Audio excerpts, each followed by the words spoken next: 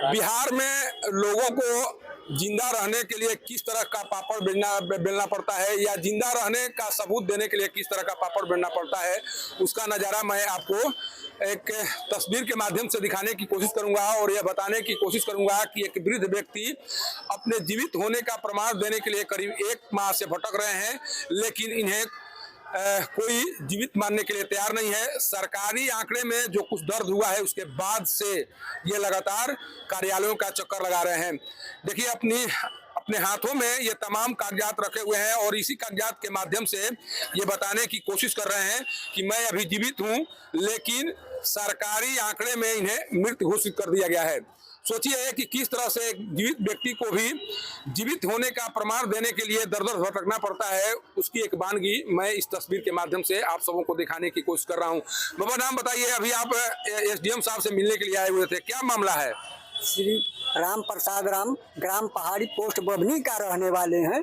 जी sir, हमको वृद्धा pension आज कोरोना से ही रुक गया है, जिसमें हर जगह मुझे मृत्यु प्रमाणित घोषित कर दिया गया है। दस्तावेज में आपको मृत घोषित कर दिया गया है? जी हाँ। कब से? जी कोरोना से ही घोषित कर दिया गया है।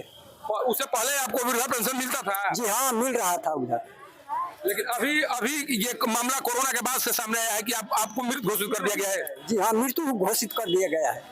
कहाँ गए हैं इसको ये साबित करने के लिए कि नहीं हम अभी जीवित हैं? किन किन कार्यालयों का चक्कर लगाया गया आपके द्वारा? भी पोस्ट ऑफिस तक भी गए, बड़ा पोस्ट ऑफिस सासाराम में भी, करगहर में भी, हर जगह हम अपना से चुके नहीं हैं, हर जगह, लेकिन कोई मामला हमको घोषित नहीं बता सका कि क्या कारण है कि रुक गया। तो क्या बताया जा रहा है जब कार्यालय में जा रहे हैं तो क्या कहा जा रहा है? आपका मृत्यु घोषित है, तो हम क्या कर सकते हैं? लोग बोलते हैं कि आपका मृत्यु हो चुका है। ये नहीं कहा गया कि जांच करवाइए, हम तो अभी जीवित हैं? आखिर इस तरह का जो डाटा है वो कैसे कंप्यूटर में लोड हो गया? जब हम जीवित हैं तो फिर हमें मृत घोषित कैसे करा दिया गया? ये उन लोगों से पूछना चाहिए। पूछे थे आप? जी हाँ, पूछे थे लोग, हमको कुछ नहीं बता पाए, हम भटक रहे हैं सर। कोई आपके साथ नहीं है? आपके घर के परिवार का कोई सदस्य नहीं है आपके साथ? बिल्कुल, मैं अपने घर का अकेला सदस्य हूँ। कैसे चला रहे हैं अभी? कैसे परवरिश हो रही है आपकी? किस तरह से आप अपना खर्च चला रहे हैं? इसी तरह सर यहाँ वहाँ भटक कर अपना जीवन व्यतीत कर रहा हूँ। अच्छा, जब यहाँ आए जब एसडीएम सर के पास आए तो क्या आश्वासन मिला? हमको लोग बताए कि नहीं, एसडीओ साहब के जाने के पास कुछ आपका निर्णय हो सकता है। क्या बोला गया अभी? अभी बोला गया कि कलेक्ट्रेट में जाइए। सोचिए, देखिए एक चेहरा मैं आपको दिखाने की कोशिश कर रहा हूं, जिस चेहरे को देखकर आप समझ सकते हैं कि एक वृद्ध व्यक्ति कोरोना काल के बाद से ही अपने जीवित होने का प्रमाण पत्र लेकर घूम रहे हैं, लेकिन इनकी बातों पर कोई विश्वास नहीं कर रहा है। इन्हें दर दर ठोकर खाने के लिए मजबूर किया जा रहा है।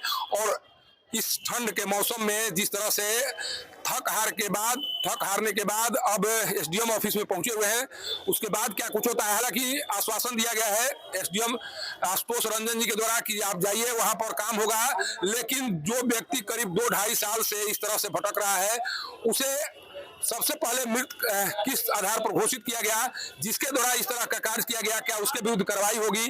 क्या बिहार में जीवित रहना भी अब गुनाह हो चुका है? अगर गुनाह नहीं होता तो फिर एक जीवित व्यक्ति को सरकारी आंकड़े में मृत घोषित कर देना ये लापरवाही नहीं है तो और क्या है?